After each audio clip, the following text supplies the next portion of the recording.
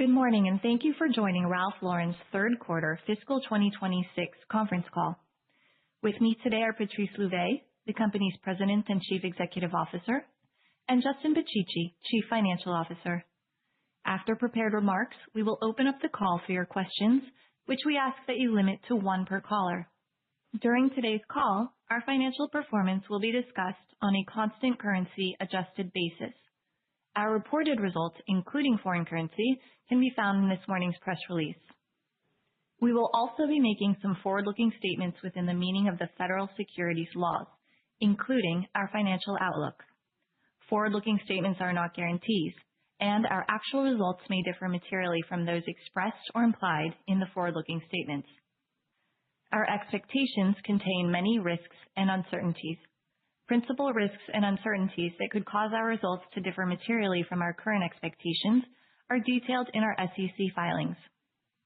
To find disclosures and reconciliations of non-GAAP measures that we use when discussing our financial results, you should refer to this morning's earnings release and to our SEC filings that can be found on our investor relations website.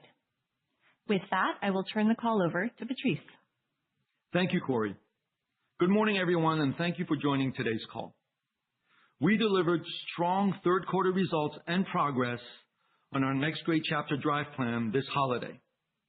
In a season defined by warmth, joy, and a spirit of giving, Ralph Lauren's core values, a dream of a better life, time well spent with family, quality, and authenticity, enabled us to connect deeply with consumers around the world.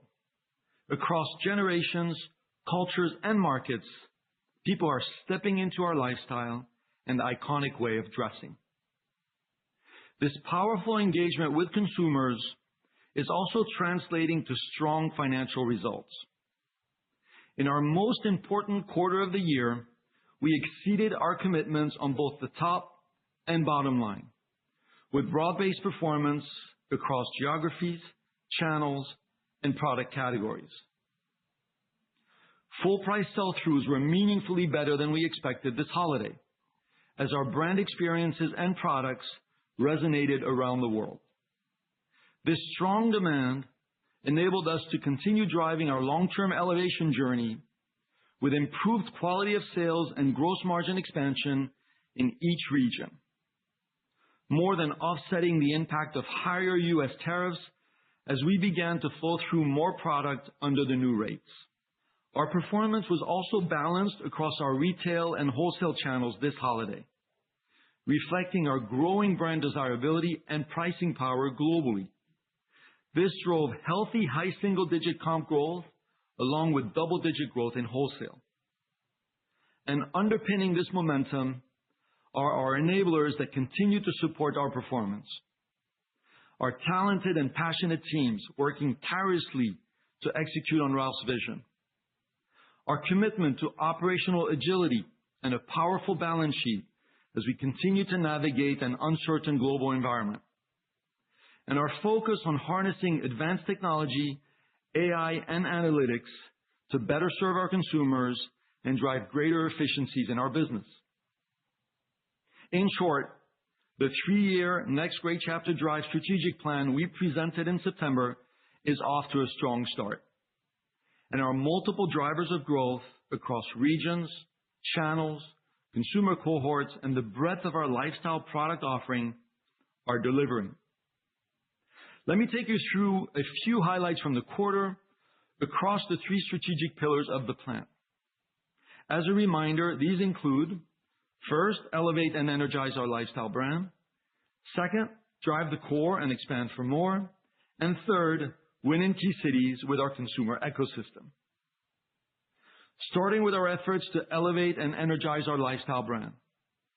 For nearly 60 years, Ralph has inspired people to step into their own dream of a better life.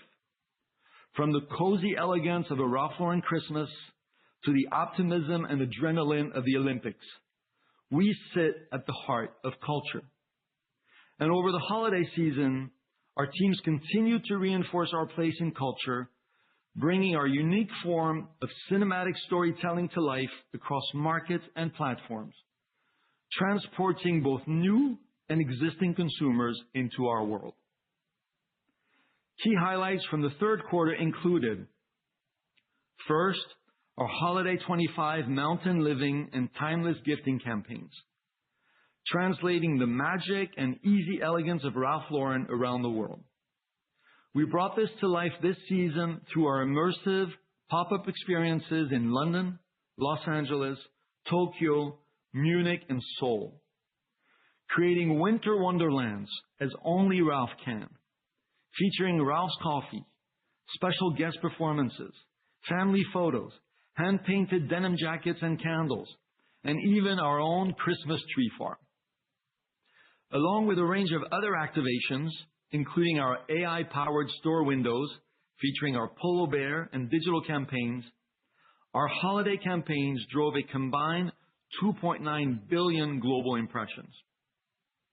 Next, we continue to reinforce our position as one of the leading luxury apparel brands in the world of sports.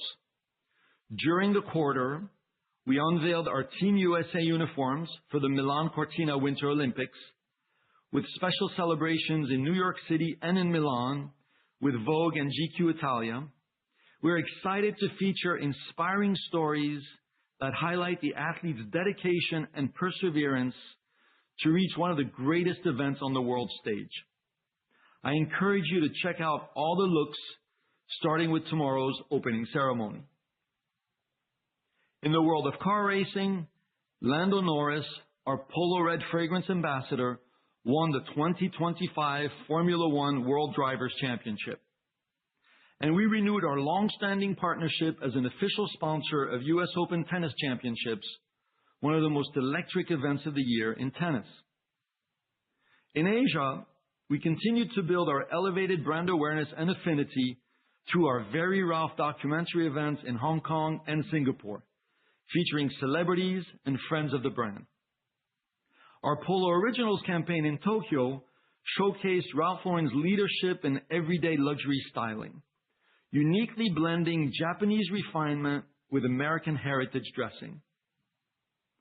And finally, we outfitted an exciting group of actors and artists, including Jennifer Aniston, Rose Byrne, Emily Blunt, Chase Infinity, Jessie Buckley, and more for the Elle Women in Hollywood celebration. Together, these global activations are driving strong, sustainable growth in new customer acquisition and retention. In the third quarter, we added 2.1 million new consumers to our DTC businesses, on top of last year's 1.9 million record results, driven by digital and full-price store customers. We were encouraged by the strong momentum across generations, led by younger next-generation consumers, women, and VICs. And we increased our social media followers by high single digits to more than 68 million, led by Instagram, TikTok, Douyin, and Line. This rolling thunder approach to activations, enabled by our strong data and analytics capabilities, gives us confidence to continue our brand momentum as we look ahead. Moving to our second key initiative, drive the core and expand for more. Ralph and our creative teams continue to deliver on his vision through timeless, high-quality products and distinctive styling that tell a story of a life well lived. Independent of any single fashion trend or cycle, this philosophy is embedded in how we drive our core products as much as it is in our high potential and complementary lifestyle categories. Starting with our core, which represents more than 70% of our business. Core product sales grew low double digits this quarter, driven by strength in our cotton cable knits, jersey, wool cashmere, and flag sweaters, all perfect for gifting, Oxford and linen shirts, rugby and quarter zip knit tops, and our iconic polo caps. Our holiday campaigns also drove healthy full price demand in our core children's programs, led by our elevated sweaters and mid-weight down jackets and knit and fleece sets. Our high potential categories, including women's apparel, outerwear, and handbags, continue to be accelerators for our business. Together, these categories increased high teens, outpacing total company growth in the quarter. In women's, sweaters were a standout, ranging from our hero cable knit in cotton, wool, and cashmere to our beloved polo bears in newer half-zip and polo cables. Our outerwear offering showcased our expanded range of classifications, from the sporty functionality of our polo puffers in candy shop colors to more sophisticated options like our tailored wool coats and cable knit bomber jackets. Momentum in our handbag business continued to be driven by our foundational collections, Polo ID and Polo Play, in core leather, seasonal suedes, and Western details, along with our women's collection, Ralph and Ricky bags. Special releases this quarter included Polo Ralph Lauren and Topa, the fourth collaboration in our groundbreaking Artist in Residence program, focused on empowering and celebrating artisans within the communities that have historically inspired our designs. Our Team USA collection, ahead of this month's Milan Cortina Olympic Games, honoring the city's creative spirit while staying true to the enduring style that defines Ralph Lauren. And our annual Pink Pony collection, supporting Ralph Lauren's long-standing commitment to cancer care and research. We will continue to leverage the unparalleled breadth of our lifestyle product offering to connect with consumers. Turning to our third key initiative, win in key cities with our consumer ecosystem. We continue to expand our consumer ecosystems to deepen our presence in our top 30 cities around the world. We are also laying the groundwork for long-term sustainable growth in our next 20 cities. Across each of these ecosystems, we're establishing a cohesive, consistently elevated experience to allow consumers to engage with and step into the Ralph Lauren lifestyle. Within DTC, which comprises the majority of our business, we delivered another quarter of healthy comp growth across regions. Global comps increased high single digits, on top of more than 12% growth last year, led by our Ralph Lauren stores and digital commerce. We were also excited to launch our Ralph Lauren TikTok shop in the US this quarter, becoming the first luxury fashion brand with an always-on presence on the platform. The shop features a curated assortment, including core Polo bestsellers and seasonal refreshes, tailored to this platform's next-gen audience, including younger male shoppers. By region, Asia once again led our growth, with sales up more than 20%, driven by all key markets. China grew more than 30% this quarter, ahead of our outlook, as we continue to strengthen and grow our elevated brand across the market. Our China performance was supported by our Holiday and Very Ralph campaigns, continued expansion on Douyin, and another outstanding Singles Day with high-quality, double-digit revenue growth and strong new customer acquisition around the event. Europe and North America also delivered high-quality growth this quarter, on top of last year's strong compares. As we continue to reinforce our presence in our top cities, we opened 32 new owned and partner stores globally. New store highlights this quarter included Chengdu IFC Mall in China, Stratford and Bishopsgate in London, New Delhi, Abu Dhabi, and Chatswood Chase in Sydney. And finally, touching on our enablers. Our business continues to be supported by our 5 key enablers. Recent highlights include, first, as part of our focus on delivering advanced technology, AI, and analytics, Ask Ralph, the AI-powered digital shopping assistant we launched in September, is providing us with powerful insights as AI drives accelerated shifts in consumer behavior. Customers are moving beyond traditional search toward rich, natural language product conversations, with styling and outfit discovery accounting for more than 50% of our total engagement.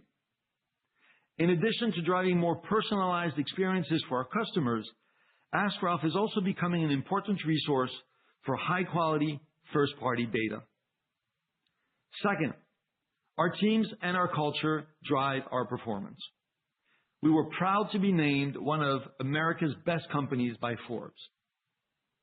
And finally, it was an honor for all of us when Ralph was named the CFDA's 2025 American Women's Wear Designer of the Year. It is the second time Ralph has received this award, and he is the only designer to win all of the CFDA's top honors. This is a testament to our exciting women's momentum and to our brand's enduring relevance. Congrats to Ralph and our creative team.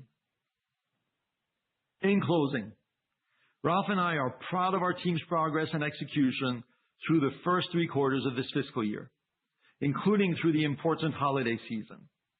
Even as we continue to navigate an uncertain global macro and geopolitical environment, we remain focused on what we can control and what's ahead for Ralph Lauren. Creating value through our powerful brand that is as relevant today with Gen Z as it is with our silver spenders, a relentless focus on driving our core while also accelerating our high potential category opportunities, meaningful geographic white space, which we are developing with a thoughtful approach to our top cities, and a proven ability to execute with creativity, agility, and operating discipline. And before I hand it over to Justin, we'd like to extend a warm welcome to our newest board member, Cesar Conde. Cesar brings rich experience from the world of modern media, particularly with international expansion and broadening brand reach to more diverse global audiences. We're excited to have him join us. With that, I'll hand it over to Justin, and I'll join him at the end to answer your questions. Thanks, Patrice, and good morning, everyone. This holiday quarter reinforced our strong execution against our Next Great Chapter Drive strategy. Results were ahead of our expectations, with a healthy balance of revenue growth and accelerated quality of sales to deliver margin expansion ahead of plan. We continued to advance meaningfully on our long-term elevation journey, with double-digit AUR growth on better-than-expected full-price sales and solid new customer acquisition across all regions. At the same time, we further invested in our key strategic priorities to enable sustainable, longer-term growth and value creation. And we achieved all of this while continuing to strengthen our balance sheet and cash flows, with approximately $650 million in free cash flows and $500 million in returns to shareholders this year to date. Our performance gives us increased confidence in our trajectory, and as a result, we raised our expectations for fiscal 26, reflecting our strong execution through the first 3 quarters and a modestly improved outlook for the balance of year. Let me walk you through our financial highlights from the third quarter, which, as a reminder, are provided on a constant currency basis. Total company third quarter revenue growth of 10% was above our mid-single-digit outlook, even as we lapped exceptionally strong holiday performance last year.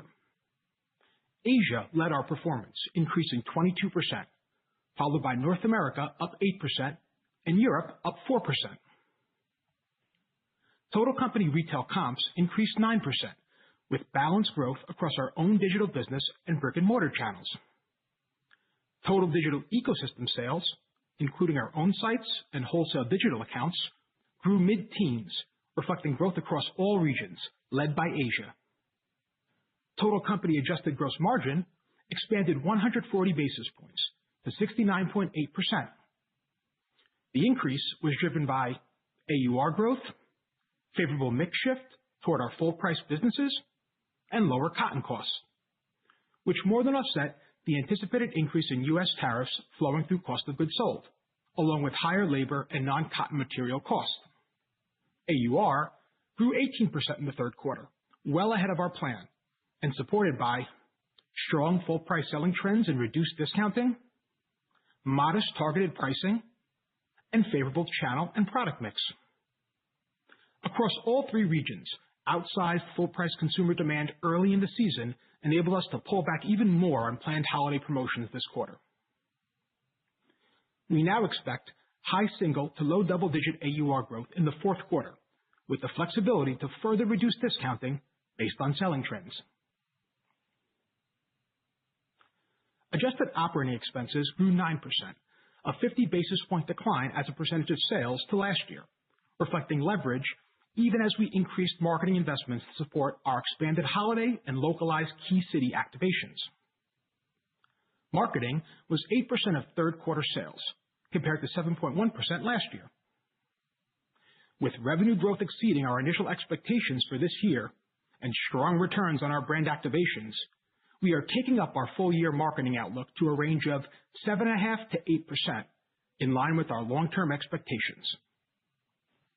Our adjusted operating margin expanded 200 basis points to 20.7%, and operating profit increased 21%, both ahead of plan. Moving to segment performance, and starting with North America, third quarter revenue grew 8%, above our expectations, with strong performance across both our DTC and wholesale businesses. Our direct-to-consumer business increased 7%, with significant quality of sales gains across all channels, driven by greater full-price selling and lower discounts. In North America retail, third quarter comps were up 7%, led once again by our Ralph Lauren stores. Digital comps also grew 7%, supported by our full-funnel marketing activations, better in-stock positions on key products, and improved site experience. In North America wholesale, revenue increased 11%, driven by stronger-than-expected reorders, outperformance in digital wholesale and our top premium and luxury doors, and timing of off-price sales. While we remain encouraged by our sellout trends, our outlook continues to assume a decline in fourth quarter North America wholesale revenues. This is primarily driven by a planned strategic reduction in off-price sales, the timing of certain spring shipments out of Q4 and into Q1 of fiscal 27, and our ongoing wholesale door exits and broader consolidation in the channel. Moving to Europe. Third quarter revenue increased 4%, in line with our expectations on very strong prior year compares, representing 20% growth on a two-year stack. By market, our performance was led by Germany, the UK, Italy, and Spain. Strong and sustained brand momentum across the region enabled a further pullback in seasonal promotions versus our initial plans, driving higher quality of sales in the quarter. This was in contrast to a highly promotional competitive environment across markets. Underlying demand for Europe remained in line with our full-year outlook, at the high end of mid-single-digit growth. Europe retail comps were up slightly on top of an outsized 17% increase last year. Healthy comps in our full-price Ralph Lauren stores and digital sites were largely offset by softer outlet trends as we pulled back promotions and lapped the strong double-digit compares from the second half of last fiscal year. Our Europe digital ecosystem increased low double digits, led by wholesale digital performance. Europe wholesale increased 8%, above our plan, driven by higher-than-expected reorders. We still expect Q4 to be the most negatively impacted quarter of the year as we strategically pull forward wholesale receipts earlier in the fiscal year, as previously discussed. Turning to Asia. Third quarter revenue increased 22%, with retail comp growth up 20%. Our teams delivered growth across every market in the region, reflecting disciplined execution, strong full-price demand, and high-impact brand engagement, from our Very Ralph premieres to our Polo Originals and regional holiday activations. Once again, China led our growth, with sales up more than 30% to last year, driven by comps and new customer recruitment, with strong performance during key events like Golden Week and Singles Day, and continued growth on Douyin. Sales in Japan increased double digits, driven by ongoing strength in full-price sales, enabling further discount reductions throughout the quarter. Asia digital ecosystem sales increased strong double digits in the third quarter. We continue to expand our presence on Chinese social platforms, as well as scale our own digital sites in China, Japan, and Korea. Moving to the balance sheet. Our strong balance sheet and cash flow generation provide a solid foundation for executing our long-term strategy. providing flexibility amid uncertainty, enabling continued investment in strategic growth, and delivering value to our shareholders. We ended the period with $2.3 billion in cash and short-term investments and $1.2 billion in total debt.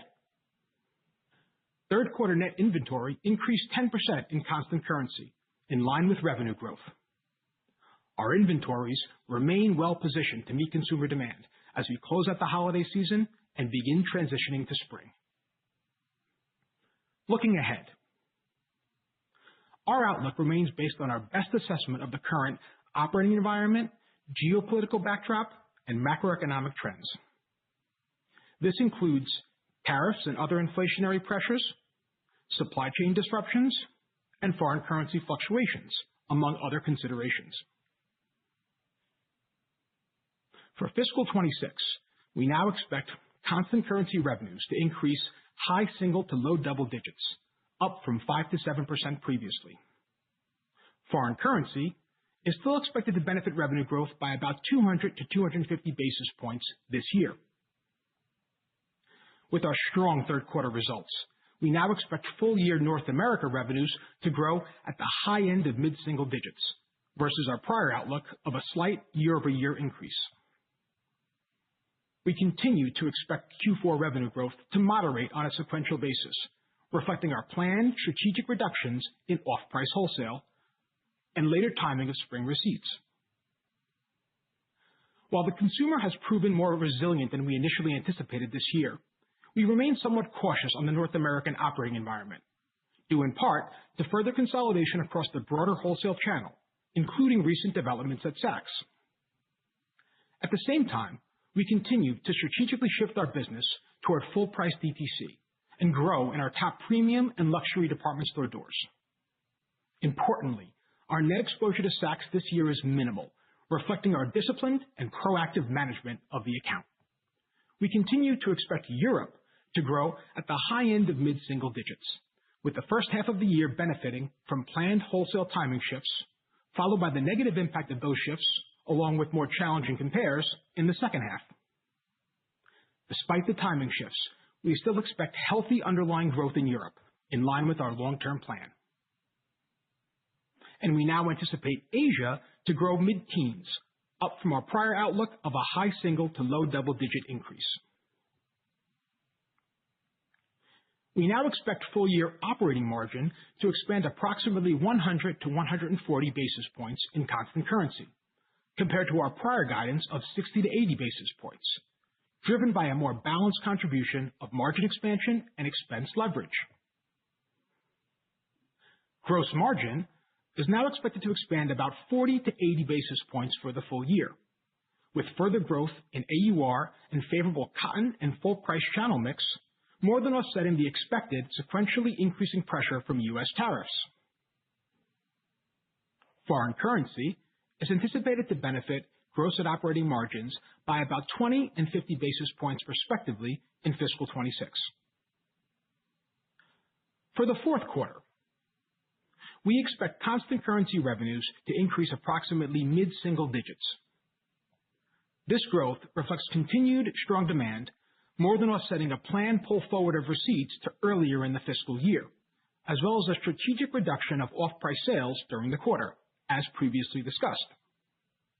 Foreign currency is expected to benefit revenues by approximately 200 to 300 basis points in the quarter. We continue to expect a decline in fourth quarter gross and operating margins this year due to a combination of higher tariffs, timing of marketing campaigns, including the Olympics and our Milan fashion show, and previously discussed timing shifts, all within one of our smaller revenue quarters, with Q4 primarily serving as a transitional period between seasons. We continue to expect tariffs to be a meaningful gross margin headwind through the first half of next fiscal year, until we begin to lap the higher cost base. Despite the increased near-term input costs, we still expect gross margin expansion in each year of our drive plan, with more meaningful tariff mitigation over time. We expect fourth quarter operating margin to contract approximately 80 to 120 basis points in constant currency, largely driven by a similar level of gross margin contraction.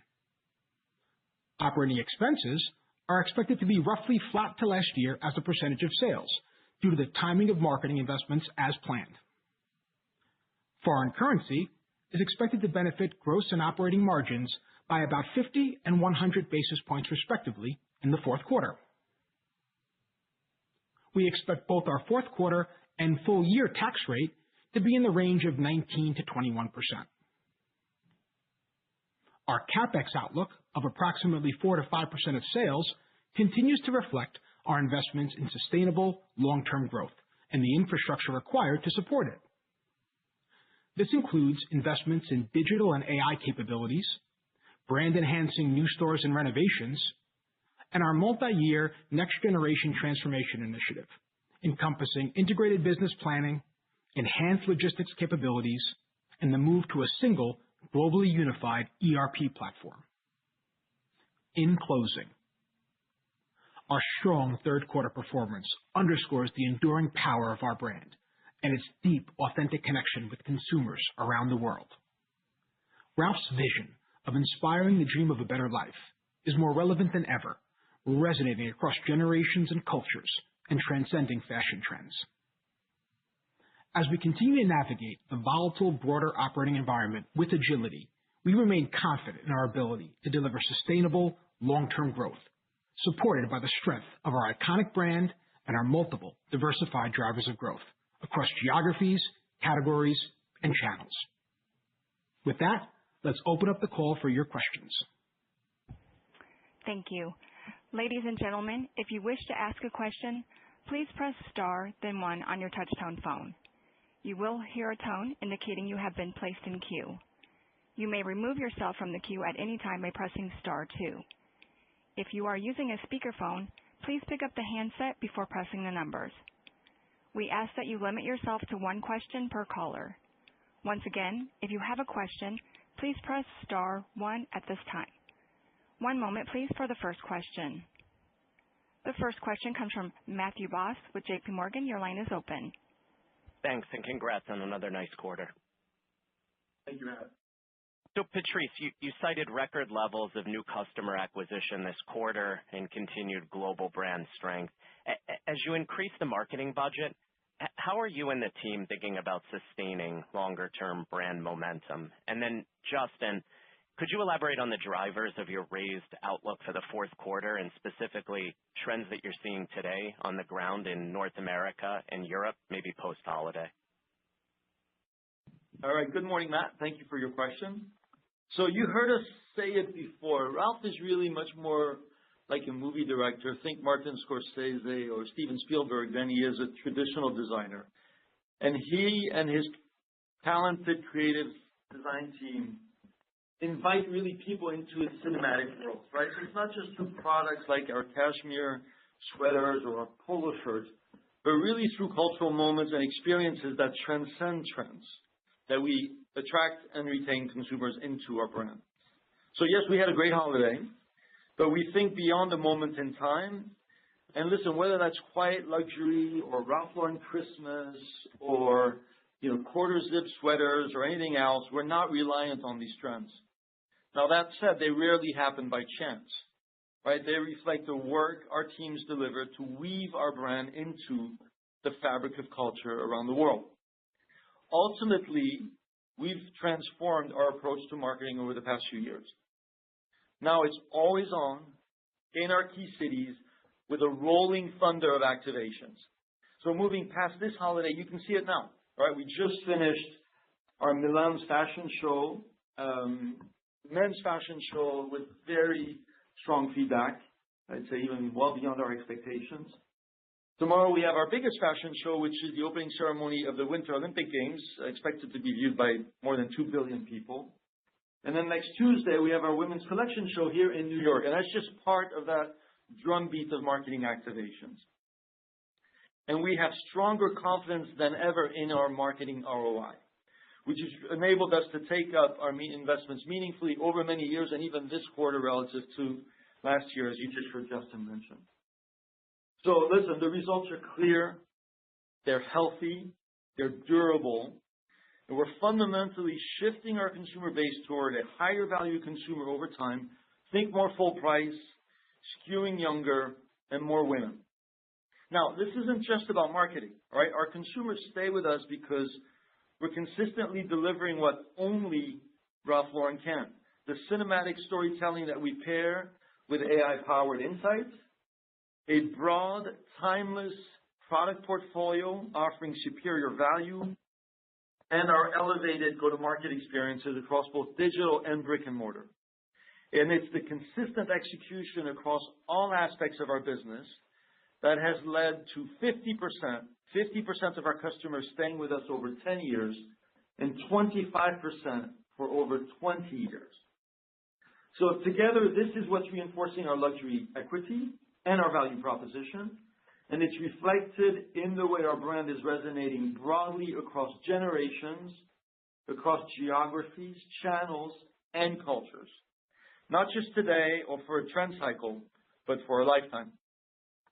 And Matt, on the outlook for Q4, we saw continued broad-based global momentum across regions and channels behind our brand and our business through and coming out of holiday. So we took up our Q4 outlook based on this continued momentum, notably in North America, where despite a pretty volatile, choppy operating environment, we continue to drive solid, high-quality, balanced growth across channels this past quarter. Asia also, really strong momentum behind our businesses across markets in that region. Now, we do expect some moderation in Q4 growth versus the quarter we're coming off of, and that's driven by the timing of wholesale receipts in North America and Europe and a strategic reduction of sales in the off-price channel, as I mentioned in my prepared remarks. But underlying demand remains healthy, and our core consumer continues to be resilient. And we expect a healthy, solid underlying growth trend for Q4, as reflected in that mid-single-digit guide, and as we head into the spring selling season in earnest.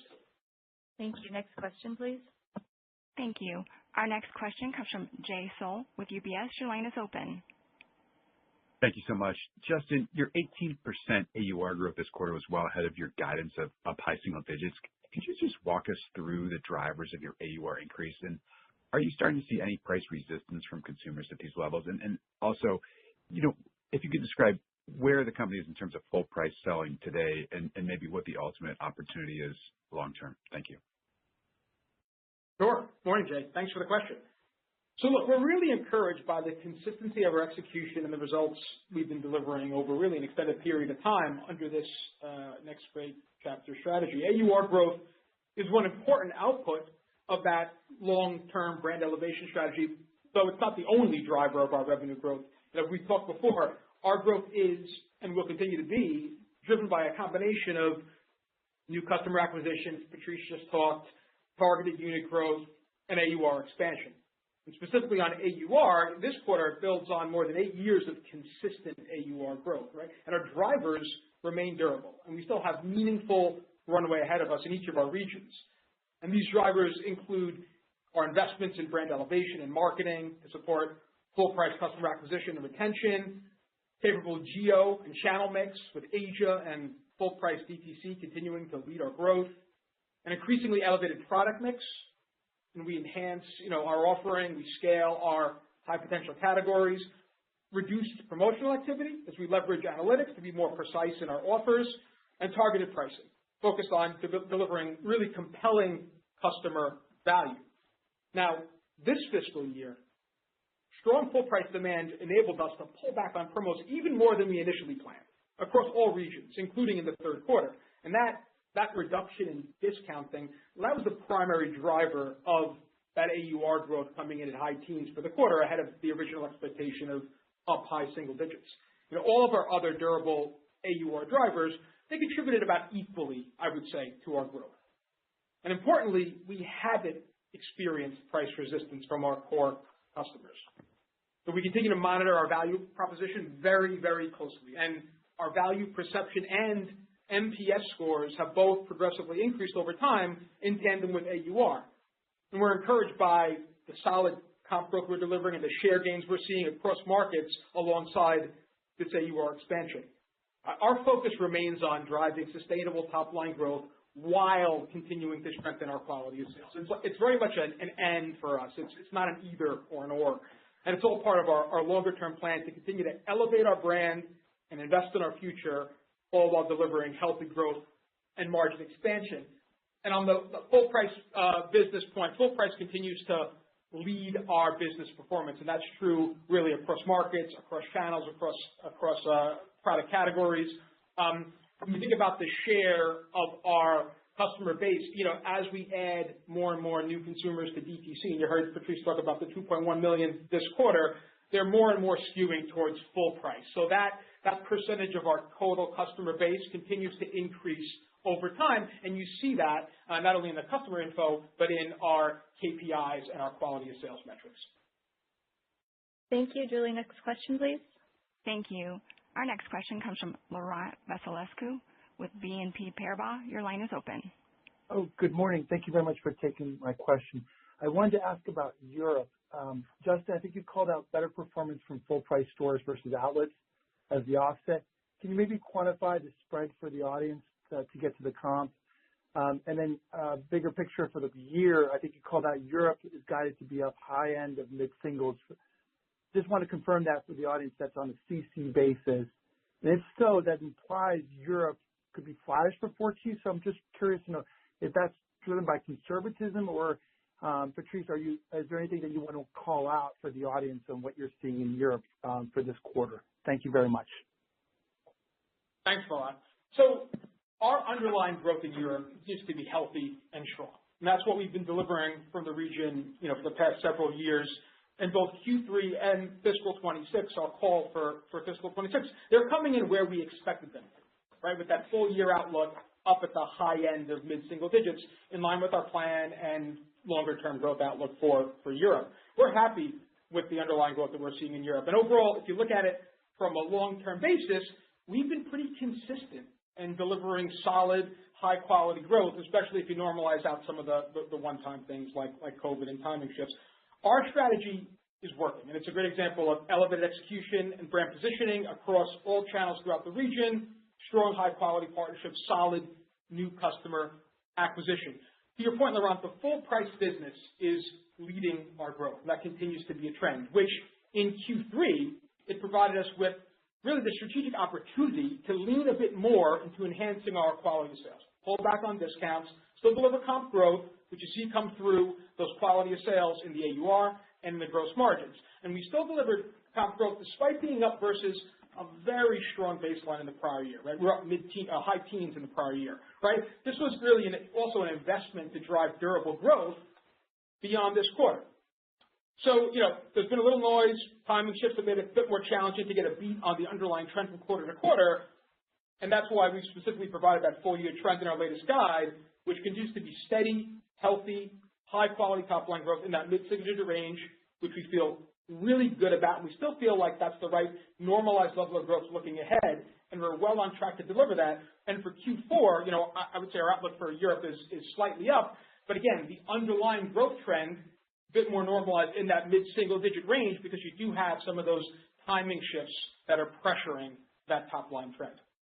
Yeah, I would add, Laurent, Justin's right. There's noise in the numbers because of time for Europe. But a few things to call out. First of all, our core consumer is resilient, continues to be healthy and resilient across the European market. And we saw particular strength this time in Germany and UK, our largest markets, but also good strength in Southern Europe as well. Second piece is the brand momentum continues to be strong. And we see that across the key metrics, whether that's NPS, whether that's how we're continuing to bring in new consumers into the company and into the brand over the quarter.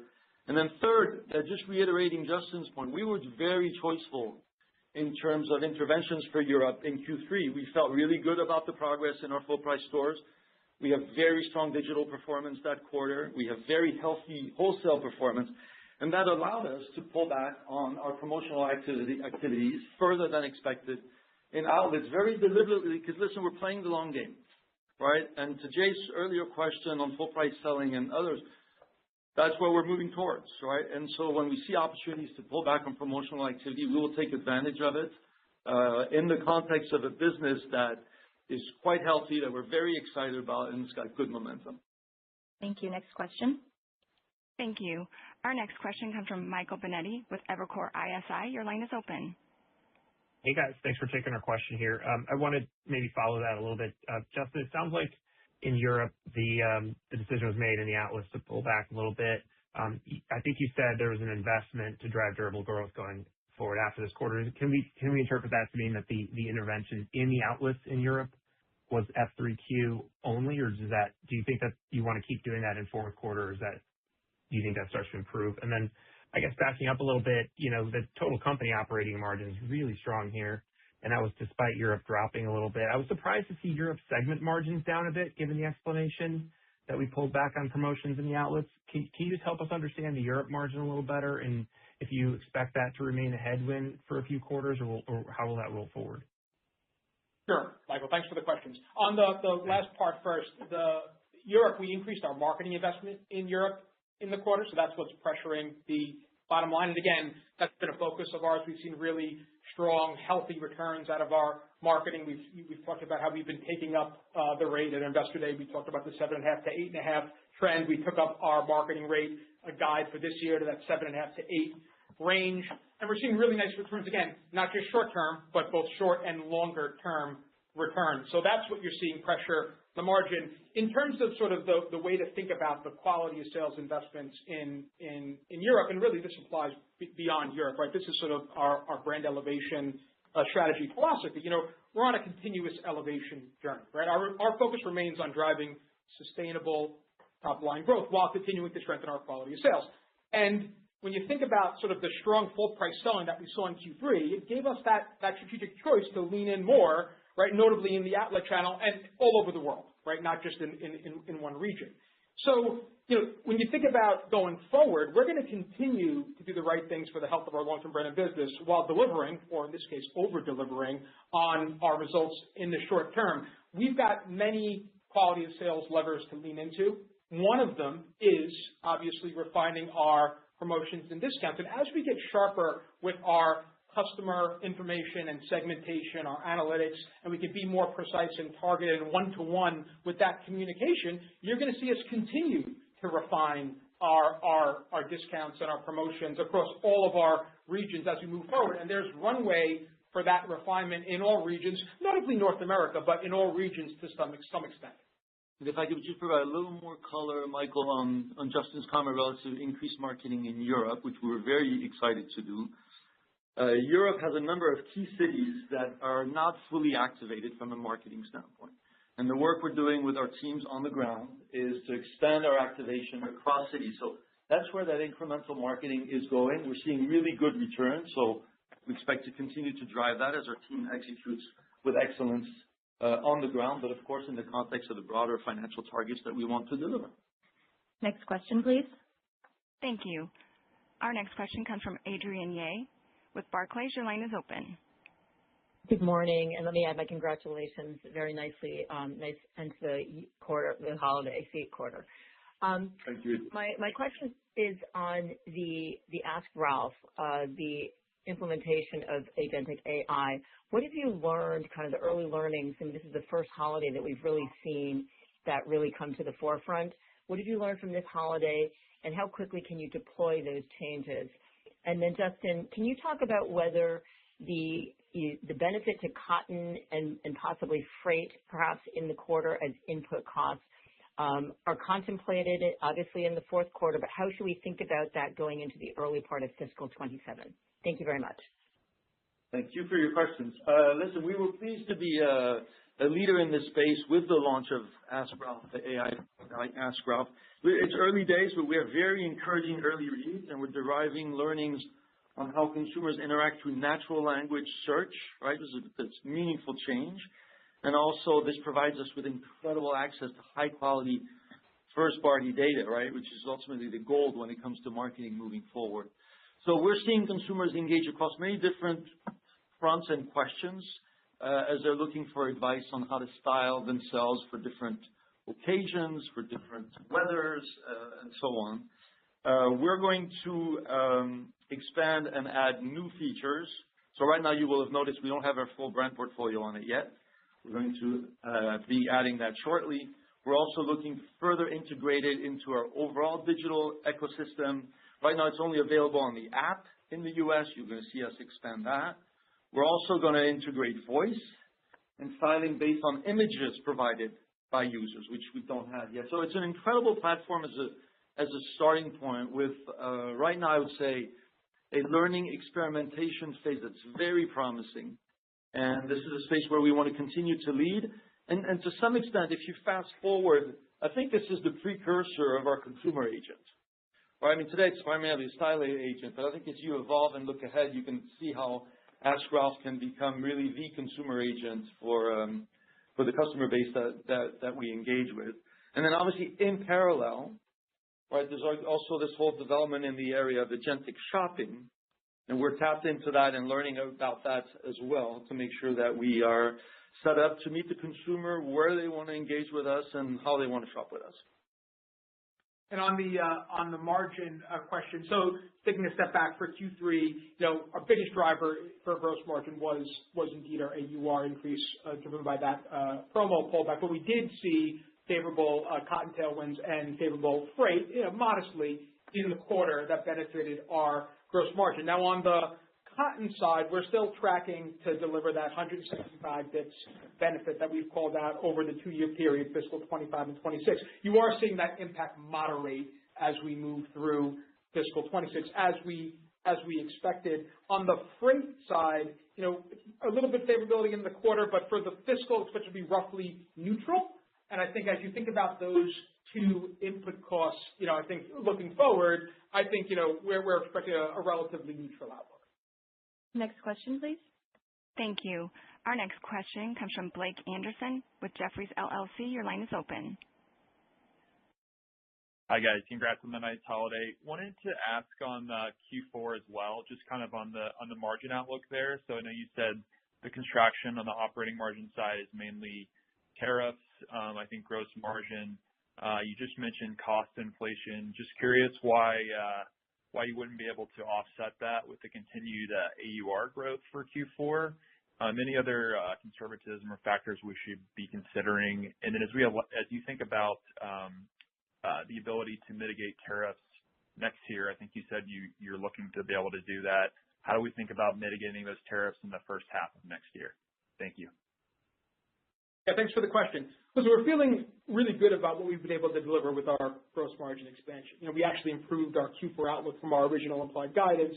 And, while tariffs have remained largely unchanged, we've been able to mitigate the related cost inflation better than we expected. And we obviously exceeded our expectations in Q3 with that higher full price selling and AUR outperformance, which drove our gross margin beat and more than offset the tariff flow through the cost of goods sold, which ramped up in the third quarter as we anticipated. We still expect Q4 to be the most impacted quarter this fiscal year in terms of year-over-year gross margin pressure, and that's consistent with our plan cadence, right? It's a combination of the reciprocal tariffs and the timing shifts we made to accelerate receipts earlier in the fiscal year during the pause periods, and this in one of our smaller sort of revenue quarters of the year, the transitional quarter between seasons. And as I mentioned, the benefit from cotton cost also moderates, and it's worth noting we are up against a very, very strong gross margin baseline in Q4 of last year. But even with that year one tariff pressure, right, we're now expecting 40 to 80 bips of gross margin expansion this fiscal year, and we've also taken up our Q4 AUR guide to high single to low double digit range. Beyond this fiscal year, we still expect to expand gross margin and mitigate the cost inflation. And you'll start to see our broader mitigating actions take shape, country of origin shifts, optimization, merchandising actions. You'll start to see those all come into play as we move through fiscal 27. Thank you. Next question, please. Thank you. Our next question comes from Ike Boruchow with Wells Fargo. Your line is open. Hey, Justin, I just wanted to quickly clarify based on the margin guide for Q4, are you essentially SG&A flat, so grosses are effectively flat, up 20 to down 20? Just let me know if I'm looking at that right. And then you mentioned headwinds to start next year, but up for the annual, as you commented, relative to your algo. Are there any quarters where grosses should be negative? I'm just kind of curious the magnitude of the margin pressure from tariffs in the first half, if it's large enough to actually to plan the gross margins down to start in the first half before inflecting. Thanks. Yeah. So when you think about Q4, Really what you're seeing there is you're seeing from a gross margin perspective, you're seeing the pressure from what I just outlined, sort of the peak tariffs in this transitional quarter and the timing of some of the receipt flow through. That's really the pressure there. And we always expected that to be the most pressured quarter for this fiscal year. I think as we move forward, you think about sort of the tariff sort of ramp up and ramp down period. We know we do start to lap that higher cost base once we get into sort of the mid fiscal 27. That being said, it's fair to say that Q4 is really where we expect the peak pressure, and you can see sort of that pressure come through in the gross margin, which is pressuring the bottom line as well. Still feel really good about the year we're delivering, both on the top and bottom line, obviously, and we just raised both our outlooks. Thank you. Next question. Thank you. Our final question comes from Brooke Roach with Goldman Sachs. Your line is open. Good morning, Patrice and Justin. Thank you for taking our question. With your updated operating margin guidance for fiscal 26 of 100 to 140 basis points, you're quickly achieving your fiscal 28 Investor Day targeted operating margin expansion. Do you see further operating margin expansion opportunity for the balance of the plan? And if so, can you outline the opportunity and the core drivers that we should be considering? Thanks very much, Brooke. Listen, we feel really good about how we're tracking to deliver year one of the long-range plan that we shared back in September at our Investor Day. Our 3-year plan's off to a strong start. And, we're not guiding beyond Q4 of this fiscal year today, but we feel good about the broad-based momentum and the strength behind our brand and our business around the world. It's, the healthy, sustainable growth that we see across markets, categories, channels. I think that we do expect to continue to balance margin expansion with making strategic investments to drive longer-term growth in each year of our 3-year long-term plan beyond year one. Right? Our lens is long-term, and we're building for the long term, and we want to deliver attractive, consistent performance on the top and bottom line. Our approach outlined at our September Investor Day has not changed. And more to come again when we chat in May. All right. Very good. Well, thank you all for your questions. Thank you for joining today. And we look forward to reconnecting now late May to share our fourth quarter and fiscal year and results. We're really pleased with where we are 3 quarters in. We look forward to engaging with you at the end of next quarter. Until then, take care and have a great day. Ladies and gentlemen, that does conclude your conference for today. Thank you for your participation. You may disconnect now.